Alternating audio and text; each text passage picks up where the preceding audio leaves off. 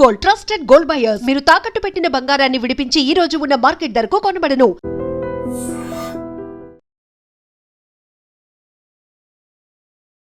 నమస్కారం, welcome to I dream. ధర్మ మార్గం విత్ విజిత కార్యక్రమానికి స్వాగతం.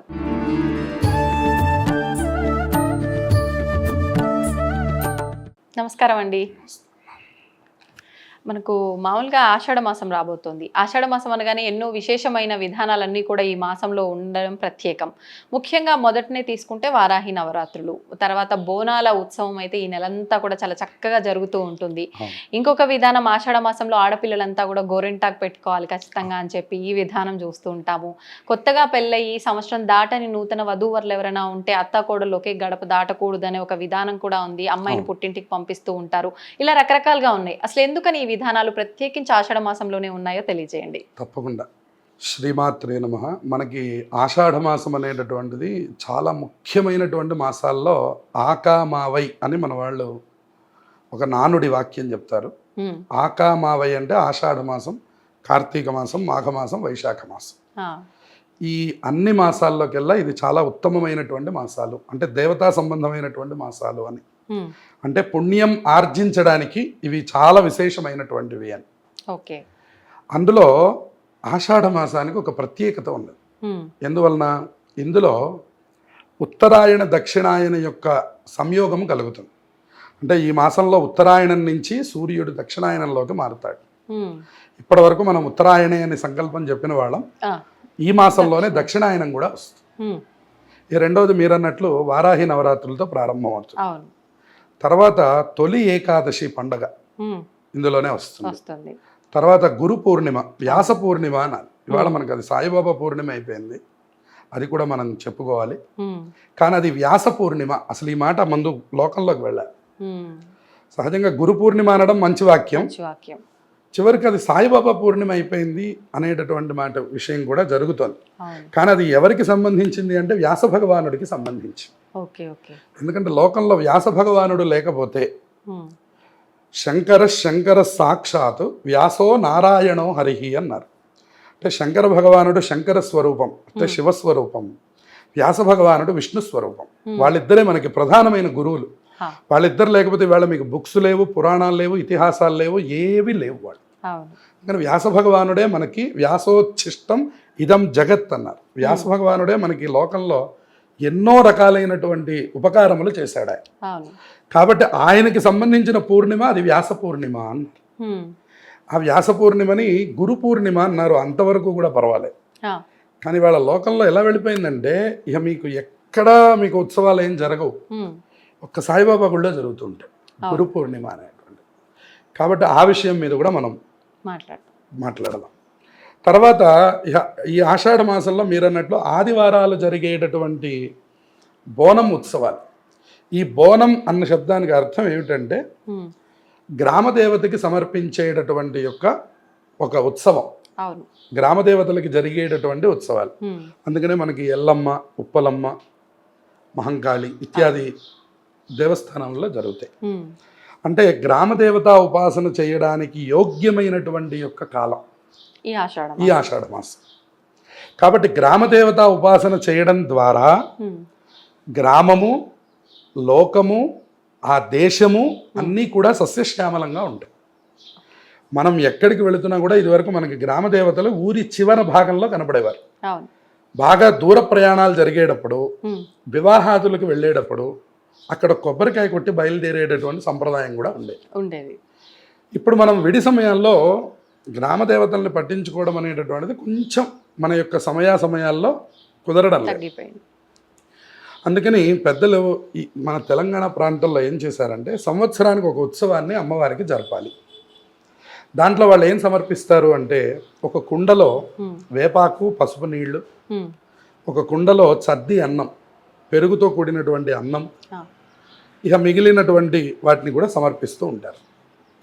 ఆయా అమ్మవారి యొక్క విశేషణాలు, కుటుంబంలో వాళ్ళకు ఉన్నటువంటి యొక్క పరంపర, వాళ్ళ పెద్దలు ఏం చేశారు అనేటటువంటి దాన్ని అనుసరించి ప్రతి ఇంటి నుంచి వాళ్ళ దగ్గరలో ఉన్నటువంటి గ్రామదేవతకి బోనం వెళ్ళాలి అనేటటువంటిది ఒక సంప్రదాయం. ఈ సంప్రదాయం ద్వారా ఏం జరుగుతుంది అంటే వ్యాధులు దూరం అయిపోతాయి. ఇది ప్రాంతీయ ఆచారం అండి? ఇది ఖచ్చితంగా ప్రాంతీయ ఆచారం. ఉమ్, ఇది మళ్ళీ మీకు ఆంధ్ర వెళితే మీకు కనపడదు, లేదు. అవును. కర్ణాటక వెళితే మీకు కనపడదు, ఉమ్, ఉమ్, ఇంకెక్కడ మీకు కనపడదు ఇది. అదే. ఇది కేవలం మనకి అవును. తెలంగాణకు సంబంధించినటువంటి ఒక ప్రత్యేకత. అవును. అది నేను మీకు ఇందాక చెప్పినట్టు ఇది గ్రామదేవత ఉపాసనకి యోగ్యమైనటువంటి కాలం. అంతేకాకుండా ఇక్కడ ఆషాఢ మాసాన్ని శూన్యమాసం అని చెప్తారు. అంటే ఈ మాసంలో ఉమ్, ఎప్పుడైనా కానివ్వండి మీకేం వివాహాదులు జరగవు, ఉమ్, ఉపనయనాలు, వివాహాలు, గృహప్రవేశాలు ఏమీ శుభకార్యాలు ఈ మాసంలో ఉండవు. ఎందుకనండి? రీజన్ ఏమైనా ఉందా? ఎందువలన అంటే ఇది సూర్యుడి యొక్క సంచారాన్ని అనుసరించి జరిగేటటువంటిది. ఇది మాసానికి వచ్చిన ఇబ్బంది కాదు. ఇది సూర్యుడి యొక్క సంచారం జరిగేటప్పుడు కలిగేటటువంటి యొక్క విభాగం వల్ల మూల త్రికోణములలో సూర్య భగవానుడు ఉన్నప్పుడు ఉమ్, ఆయన బలం ఉండదు కాబట్టి, ఉమ్, సూర్యుడి బలం లేనిదే శుభకార్యం లేదు కాబట్టి అవును. ఈ మూల త్రికోణాల్లో వచ్చేటటువంటి 3 మాసాలని శూన్య మాసాల కింద చెప్పారు. ఉమ్, ఒకటి ఆషాఢ మాసం, ఒకటి భాద్రపద మాసం, ఒకటి పుష్యమాసం. ఎటువంటి శుభకార్యాలకి ఎటువంటి పనికిరాదు. శుభకార్యాలు జరగవు. ఓకే. అన్నప్రాశనలు, ఇల్లు మారడం లాంటివి ఏవో చిన్నవి చేస్తారు కానీ ఉమ్, ఉమ్, పెళ్ళిళ్ళు లాంటివి కానీ, ఉపనయనాలు, గృహప్రవేశాలు, శంకుస్థాపనలు లాంటివి ఏవి కూడా అందులో జరగవు. చెయ్యరు. అందులో ఇక్కడ ఏమంటున్నాడంటే ఉమ్, ఆషాఢ మాసం ఉపాసనా మాసం అంటున్నాడు. హా, అంటే దేవతా సంబంధమైనటువంటి ఆరాధనను చేయడానికి ఇది చాలా ఉత్తమమైనటువంటి మాసం. ఓకే. దీనివల్ల ఈ సంవత్సర కాలం మొత్తం కూడా విశేష ఫలితాలు వస్తాయి. ఉమ్, అందుకనే ఇక్కడ బోనం ఉత్సవం చేయడానికి గల కారణం. ఈ బోనం గనక మీరు అమ్మవారికి సమర్పించారంటే సంవత్సర కాలం పాటు అమ్మవారు మనల్ని రక్షిస్తూ ఉంటారు. ఓకే. ఎవరిని రక్షిస్తారు?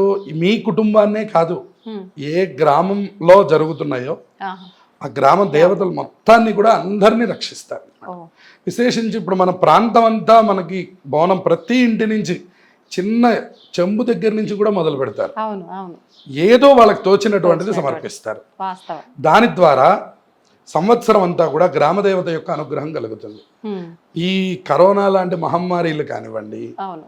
మసూచి అని ఇదివరకు ఇంకా చాలా పెద్ద పెద్ద వ్యాధులు ఉండేవి, మందులు లేవు వాటికి. అటువంటి వస్తే ఇప్పుడు రామారావు గారి అబ్బాయి దగ్గర నుంచి ఆ సమయంలో వెళ్ళిపోయిన వాళ్ళే, ఎందుకంటే వైద్యం లేదు. కాబట్టి అటువంటి వ్యాధులు ప్రబలకుండా గ్రామదేవత సరదా మనల్ని రక్షిస్తూ ఉంటుంది. ఓకే. ఓకే. అందుకనే వాళ్ళకి ప్రత్యేకమైనటువంటి పేర్లు పెడతారు. ఉమ్, అంకమ్మ, ఉమ్, తర్వాత ఉప్పలమ్మ, అవును. ఇటువంటి ప్రత్యేక నామాలు ఉంటాయి, అసలు మనం ఎక్కడ విన్నటువంటివి. కాబట్టి అటువంటి గ్రామదేవత ఉపాసనలు చేయడానికి యోగ్యమైనటువంటి కాలం. ఉమ్, ఇక మనం తొలి ఏకాదశిలోకి వెళ్ళేసరికి ఏమవుతుంది? విష్ణుమూర్తి యొక్క శయనంలోకి వెళ్ళి చాతుర్మాస దీక్ష. చాతుర్మాస్యంలోకి వెళ్ళేటువంటిది. అవును. ఇక్కడ చాతుర్మాస్యాలు అంటే అర్థం ఏమిటి అంటే ఉమ్, ఆషాఢమాసం, శ్రావణం, భాద్రపదం, ఆశ్వీయుజం 4 మాసాలు పూర్తయితే కార్తీక శుద్ధ ఏకాదశి రోజున ఉత్థాన ఏకాదశి అని ఆ రోజున స్వామివారు మళ్ళీ నిద్రలేస్తారు అని. ఉమ్, ఇదంతా నిద్ర అంటే మనలాగా నిద్రపోవడం కాకుండా దాన్ని యోగ నిద్ర అని పిలుస్తారు. ఆ, ఈ యోగ నిద్ర గురించి చండీ సప్తశతిలో చాలా ప్రత్యేకమైనటువంటి స్తోత్రం ఉంది. ఆయన ఎందుకు అసలు అట్లా పడుకోవాలి? పడుకున్నప్పుడు బ్రహ్మాది దేవతలు ఆయన స్తుతిస్తారు. ఆయన్ని స్తుతించడం కాదు, నిద్రాదేవతను స్తుతిస్తారు. నిద్ర అనేటటువంటి ఒక దేవత ఉన్నారు. అవునా? లేకపోతే మనకి అందరికీ నిద్ర పట్టదు. చాలా మంది నిద్ర పట్టదు చూడండి. అవును. రాత్రి 3 అవుతుంది, 4 అవుతుంది, ఒకడికి అసలు నిద్రే ఉండదు. ఉండదు. ఎందువలన అంటే నిద్రాదేవత యొక్క అనుగ్రహం లేకపోవడం. ఉమ్, అందుకని నిద్రదేవత యొక్క అనుగ్రహం ఉండాలన్నా కూడా అందుకే మన వాళ్ళు అన్నీ కలిపి ఒకచోట పెట్టేవాళ్ళు ఇదివరకు. అందుకని విష్ణుమూర్తి ఆరాధనని నిరంతరంగా చేసేవాళ్ళు, ఉమ్, గృహస్థులైనటువంటి వాళ్ళు, రోజు విష్ణు సహస్రనామం చదువుకునేవాళ్ళు, ఇటువంటి ఆరాధనలు చేసేవాళ్ళకి ఆ నిద్రమోహం అనేటువంటి మాటలు లేవు. ఆ, ఎందుకనంటే వాళ్ళు చక్కగా ఆరాధన చేసుకునేవాళ్ళు. విష్ణుమూర్తి అనుగ్రహం అంటే మళ్ళీ నిద్రాదేవత అనుగ్రహం మళ్ళీ ప్రత్యేకంగా అక్కర్లా, ఓకే. విష్ణు అనుగ్రహం ఉంటే అన్నీ ఉన్నాయని అర్థం. అందుకని ఆ తొలి ఏకాదశి రోజున ఆయన శయన ఏకాదశి, ఆయన అందులోకి ప్రవేశించేటటువంటి రోజు. ఓకే. అట్లాగే వ్యాస పూర్ణిమ గురించి చెప్పుకున్నాం. అది వ్యాస భగవానుడికి సంబంధించినటువంటిది. పురాణములన్నీ కూడా ఏర్పాటు చేసినటువంటి వ్యాస భగవానుడికి ఉత్సవం చేయవలసినటువంటి పూర్ణిమ. అందుకనే సన్యాసులందరూ కూడా ఆ రోజున చాతుర్మాస్య దీక్షను తీసుకుంటారు. ఆ, వాళ్ళు కూడా వ్యాస పూజ చేస్తారు.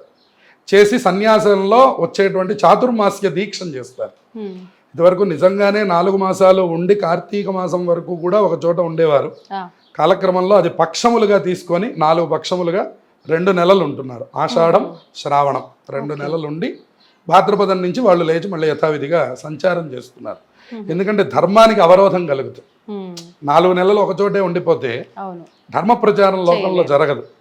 అందువలన వాళ్ళు లేచి మళ్ళీ ప్రచారం ప్రారంభం చేస్తారు. ఇటువంటి వ్యాస పూర్ణిమ కూడా ఈ మాసంలోనే ఉంది. ఇక మళ్ళీ మనం అనుకున్నటువంటిది ఈ కొత్తగా వివాహమైనటువంటి వాళ్ళకి, అవును.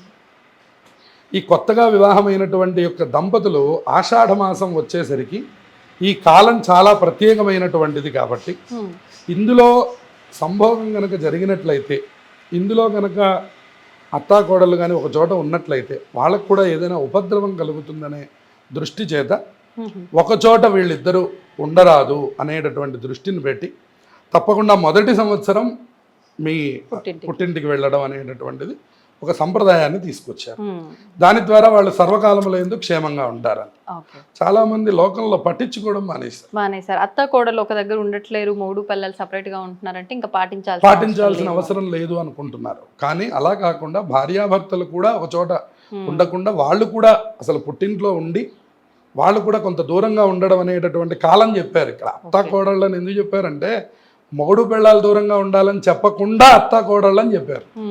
కానీ అసలు ఉండాల్సింది ఎవరు? హస్బెండ్ వైఫ్, భార్యాభర్త. అందుకని ఇది అత్తగారి మీద పెట్టి నెపని చెప్పారు. కాబట్టి ఈ వీళ్ళిద్దరు కనుక ఇట్లా ఉన్నట్లయితే జీవితాంతం సుఖంగా ఉంటారు అనేది అర్థం.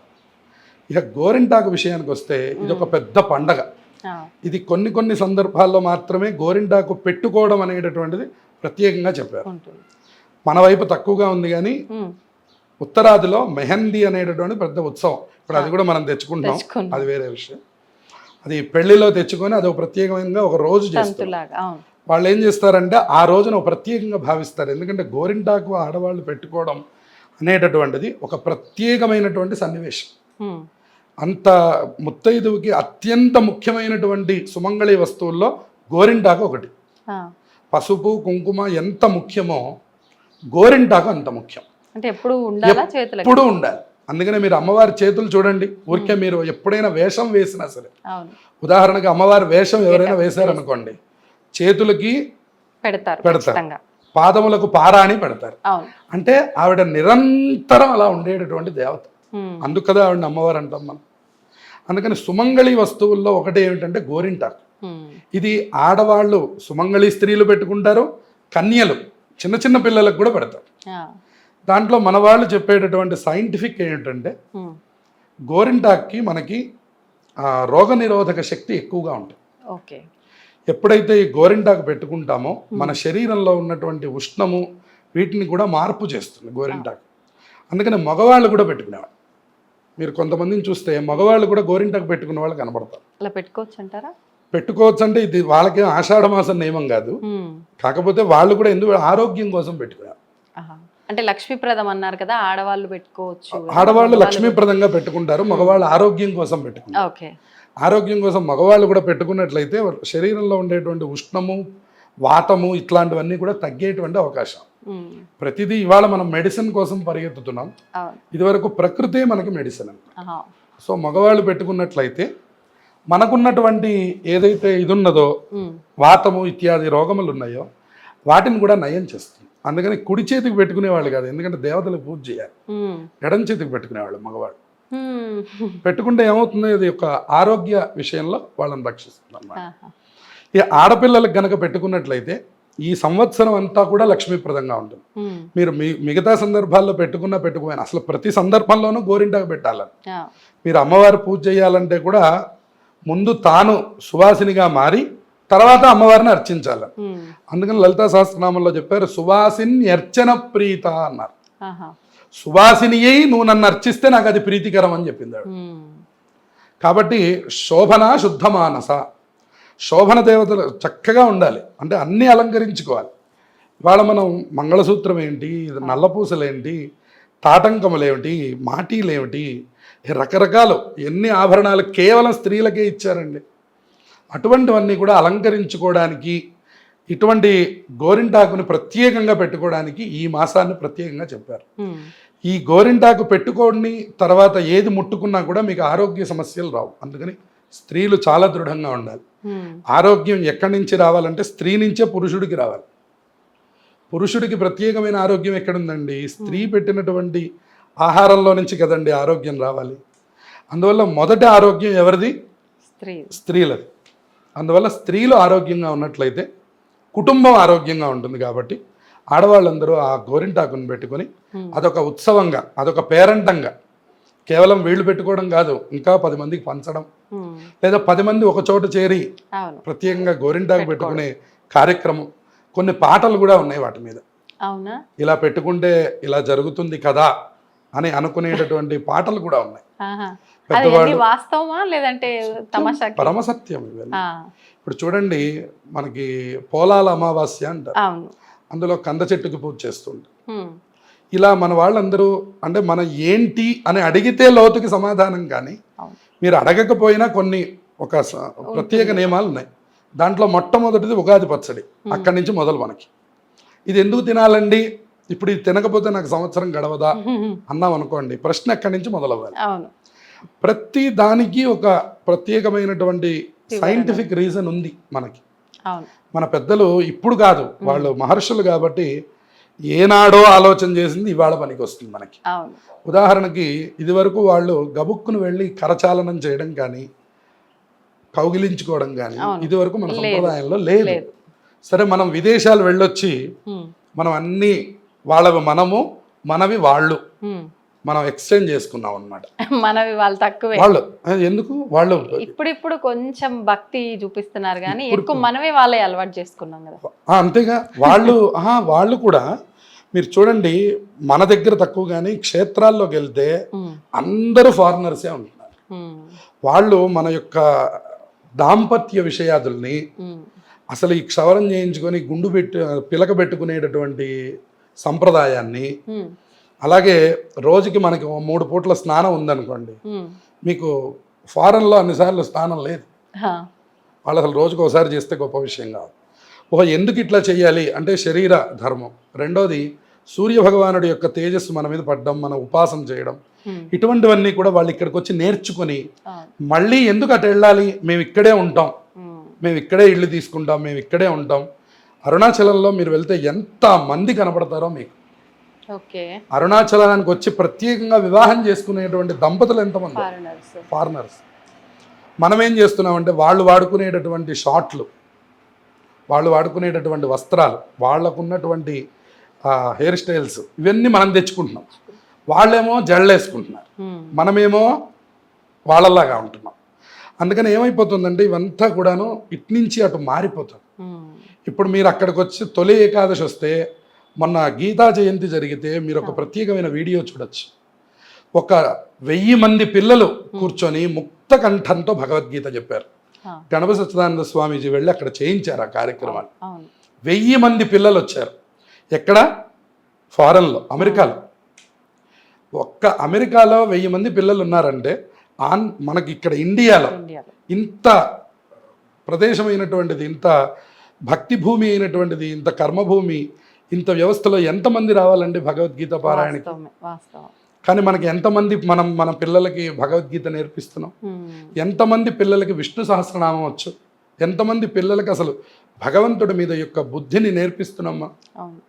ఇవేమీ నేర్పించకుండా వాళ్ళ తల్లిదండ్రులు చూడట్లేదు అంటున్నాం. చివరికి ఎలా చూస్తారు వాళ్ళు? అంతే కదా. భగవంతుడే తెలియని వాడికి తల్లిదండ్రులు ఎలా తెలుస్తారు? తల్లిదండ్రుల్ని భగవంతుడు అనాలంటే ముందు వాడికి భగవంతుడు ఎవడో తెలియాలి. తెలిసాక వాడు తల్లిదండ్రుల్ని భగవంతుడిగా భావిస్తాడు. భగవంతుడికి మీరేదో మేలు చేయడం కాదు, మనకి మనం మేలు చేసుకోవడం, భగవంతుడి ఆరాధన చేయడం. మనం అనుకుంటాం, తులసిమాల తీసుకెళ్ళి ఇస్తే మా ఇంట్లోనండి, మా వెంకటేశ్వర స్వామి గుళ్ళో ఎవరు పట్టించుకోరండి, నేనే తులసిమాల తీసుకెళ్ళి ఇస్తూ ఉంటాను. ఆయన వేసినా వేయకపోయినా ఆయన ఏం బాధపడ్డు. కానీ తులసిమాల సమర్పించడం ద్వారా నీ ఖాతాలో పుణ్యం వేశారు. నీకెప్పుడో రావాల్సినటువంటి ఆపదకి ఆయన అడ్డుపడాలి, ఆయన బాధ్యత వహించాలి. ఎందుకని? నువ్వు ఎప్పుడో ఒకసారి తులసిమాల ఇచ్చినటువంటి కృతజ్ఞతని ఆయన నీ ఖాతాలో రాసి పెట్టాడు. ఆయన నీకు ఎప్పుడో ఆపద వచ్చేటప్పుడు ఆయన వచ్చి అడ్డుపడాలి. అదే గజేంద్ర మోక్షం. అదే మనకి సిరికింజప్పుడు శంఖచక్ర యుగమున్ చేదోయి సంధింపడే పరివారంబును చీరడు. ఆయన ఏం వాహనాలు చూసుకోలేదు, చేతుల్లో కరెక్ట్గా ఉన్నాయండి, శంఖచక్రాలు ఏమన్నా వంకర ఉన్నాయా, మేము ఆయన అడగలే. ఒంటి మీద ఉన్నటువంటి ఉత్తరీయం కూడా శ్రీకుచోపరి చేలాంచలమైన వీడడు గజప్రాణావనోత్సాహి. పరిగెత్తుకుంటూ భక్తుల రక్షణ కోసం పరిగెత్తితే అమ్మవారు పమిటి కొంగు పట్టుకొని ఆయన వెనకాల పరిగెత్తింది. అంత గొప్ప అనుగ్రహ ప్రదాత విష్ణుమూర్తి అన్నమాట. ఆ విష్ణు ఆరాధనకి సంబంధించినటువంటి మాసం మనకి ఈ ఆషాఢ మాసం. ఈ ఆషాఢ మాసంలోనే ఈ శుభకార్యాలన్నీ కూడా చెయ్యమని ప్రత్యేకంగా ఉపాసకులకి ఇది చాలా ముఖ్యమైనటువంటి మాసం. ఇంకొకటి ఏం చెప్తున్నారు అంటే పౌర్ణమికి సముద్ర స్నానం చాలా విశేషమైనటువంటి ఆషాఢ పౌర్ణమికి సముద్ర స్నానం చేసినటువంటి వాళ్ళకి సంవత్సర కృత ప్రాయశ్చిత్తం జరుగుతుందని చెప్పారు. సంవత్సరంలో చేసినటువంటి పాపములు పోవడానికి 4 అవకాశాలు ఇచ్చారు. మనం ఏమంటామంటే మాకు ఆ రోజు బోర్డు మీటింగ్ ఉందండి, కుదరదండి అంట. అందుకని వాళ్ళు ఆలోచించన్నారు, పోన్లే ఆషాఢ మాసంలో కుదరలేదు, కార్తీక మాసంలో వెళ్ళవయ్యా అన్నారు. అయ్యో నేను ఫారంలో ఉన్నానండి అన్నారు. పోన్లేవయ్యా మాఘమాసంలో వెళ్ళవయ్యా అన్న. పోను మాఘమాసం చలికాలం అండి, నేను అసలు నీళ్ళల్లోకి దిగను అన్న. పోన్లే ఎండాకాలం వైశాఖ మాసంలో వెళ్ళవయ్యా అన్నారు. నాకు కుదరదండి అన్నారు. ఇంకా దండం పెట్టమన్నారు, అంతే. అందుకని ఏంటంటే ప్రతి అవకాశాన్ని ఎక్కడికక్కడ మనకి సెట్టుగా పెద్దలందరూ నిక్షిప్తం చేశారు, ఋషులందరూ నిక్షిప్తం చేశారు మన కోసం. వాళ్ళందరూ ముందుగానే చెప్పి పెట్టారు, ఇటువంటి మాసాలు ఉన్నాయి, ఇటువంటి కాలం, ఇటువంటి ఋతువు, ఇటువంటి కాలం మనకు వచ్చినప్పుడు ఇటువంటివి కనుక ఇంట్లో చేసినట్లయితే తప్పకుండా అవన్నీ మనకి ఇబ్బంది లేకుండా ఉంటాయి. చూడండి, మీకు ఆ కళ్ళాపి చల్లుకొని పల్లెటూళ్ళల్లో ఉన్న ఇప్పటికి కూడా మనం చెప్పచ్చు, సిటీలో జీవనం చేస్తున్నటువంటి వాళ్ళందరికంటే పల్లెటూరు వాళ్ళు ఎంత ఆరోగ్యంగా ఉన్నారనేటటువంటిది ఎవరికి చెప్పక్కర్లేదు, అందరికీ తెలుసు. మన తాతగారు చేసినటువంటి ఎన్నో పనులు మనం చేయలేం. ఆయన ఒక పెద్ద మొద్దు తీసుకొని వెళ్ళి అవతల పెట్టగలరు ఈనాటికి కూడా. 72వ సంవత్సరం 25 కేజీల బస్తాని భుజాన వేసుకొని వెళ్ళి లోపల పెట్టగలరు. మనం పైకి ఎత్తడానికి మనం ఇబ్బంది పడతాం. అందువల్ల ఆ శరీర దారుఢ్యాన్ని సంపాదించడానికి మన పెద్దవాళ్ళు రీజన్ అడగకుండానే వాళ్ళ ఆ పనాన్ని చేసేవాళ్ళు. ఇవాళ మనకు అదృష్టం, ఆ మాట చెప్పేవాడు ఉన్నాడు, ఆ మాట చెప్పించేవాళ్ళు ఉన్నారు, మన దగ్గరికి మన సెల్లులోకి తెచ్చేవాళ్ళు ఉన్నారు. మనం ఎంత అదృష్టం మనకి. ఇవన్నీ వచ్చాక కూడా ఇంకా మనం సైడ్ క్వశ్చన్స్ వేసి క్రాస్ క్వశ్చన్స్, మనం ఎందుకు చెయ్యాలి, మనకేం ప్రయోజనం అనేటువంటి మాటల ద్వారా వెనక్కి జరిగితే కల్చర్ ద్వారా పొందవలసిన ఏ ప్రయోజనాన్ని మనం పొందలేము. కాబట్టి ఏది చెప్పారో పెద్దలు, చెప్పడం ఒక ఎత్తు, ఆచరించడం ఒక ఎత్తు. అందుకనే పెద్దలు ఏం చేస్తే అది చెయ్యమనే శాస్త్రం చెప్పింది. మీ ఇంటి ఆచారం ఏదైతే ఉందో అది మీరు తప్పకుండా ఆచరించండి, అది మీరు ఎవరిని అడగక్కర్లా. అట్లాగే ఏదో శాస్త్రం చెప్పిన కొన్ని విషయాలు ఉన్నాయి, అవి కొన్ని అందరికీ తెలియవు. కాబట్టి ఎవరైనా పెద్దలు చెప్పినటువంటి సందర్భంలో మీరు ఆచరించండి, దాని ద్వారా మీరు ఫలితాలు పొందుతారు అని చెప్తున్నారు. ఇవాళ ఇంత వైభవంగా మన సెల్లుల్లోకి, అంటే మనం ఎక్కడికో వెళ్ళి తెలుసుకుని ఇదివరకు పెద్దల్ని ఆశ్రయించి వాళ్ళని సేవించి తెలుసుకోవాల్సి వచ్చాయి. ఇవాళ అవకాశం కూడా అవసరం లేదు, చక్కగా సెల్లు ఓపెన్ చేస్తే మనకు అన్ని విషయాలు తెలుస్తున్నాయి. దాంట్లో కొద్దిగా బుద్ధి మనం ప్రత్యేకంగా వాడి ఏది మంచి ఏది చెడు అని తెలుసుకునేటటువంటి స్థితి నీకు కలిగితే నువ్వు వీటి ద్వారా ఎన్నో ప్రయోజనాలు పొందుతావు, తగినటువంటి ఫలితాలన్నీ పొందుతావు. ఈ ఆషాఢ మాసం అనేటటువంటిది ఉపాసకులకి ఎంత గొప్పది, ఇందులో వచ్చేటువంటి పర్వదినాలు ఏమిటి, ఇటువంటివన్నీ కూడా మనం చక్కగా తెలియజేసినప్పుడు వాటన్నిటిని వాడుకొని తగినటువంటి మంచి ఫలితాలు అందరూ పొందాలి. ధన్యవాదాలండి. శుభమస్తు. తవ్వండి, తవ్వుతూనే శివలింగం సరే దాన్ని అట్లా కప్పేసేయండి, చూపించదండి. Krishna is there. మూర్తి పూజ కాదు, సాక్షాత్ బ్రజేంద్ర నందన భగవాన్ ఉన్నారు మూర్తిలో. ఏమీ ఆశించకుండా ఆరాధించే వాళ్ళు కూడా ఉన్నారా ప్రభుజీ? నిజమైన భక్తి అంటే మనకు తెలియదు కాబట్టి